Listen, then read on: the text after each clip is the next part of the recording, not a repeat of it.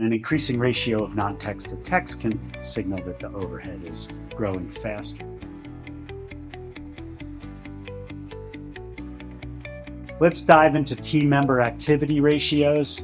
Revenue per technician, that's a primary indicator of productivity. Revenue per employee, a lot of people use that in multiple industries. I'd rather look at revenue per technician, but revenue per employee is pretty good. And then ratio of non-technicians to technicians. How many people does it take to support your team of technicians? Okay. And here's how it fell out. And this was a shocker to me.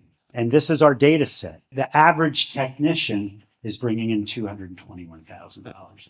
What I do when I look at a lot of our clients, they're closer to 275, 280, and 300. Now, our clients that do 3 times a year services, that's where it's at, right? 3 times a year services, your margins are so high because Galvin does 2 times in Massachusetts, and his are even higher.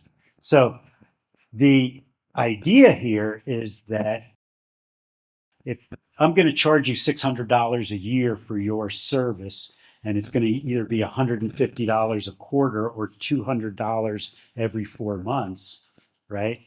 You're going to be able to, your technicians are going to be able to handle a whole lot more. And that total amount that they actually produce is going to be higher. That's why I was so surprised. I thought it was going to be higher. Okay.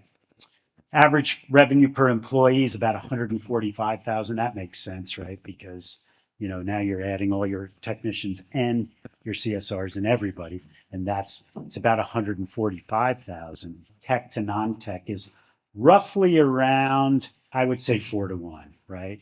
And remember, so if you have a strictly commercial company, you're going to have less office people. The phone's not ringing the way it does residentially.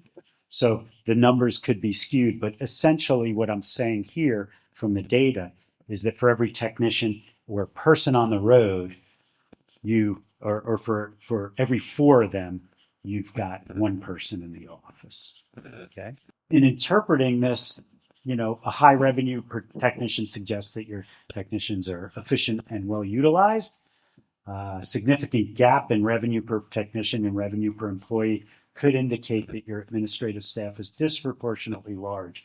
So we have lots of clients who have great gross margins, but their bottom lines stink.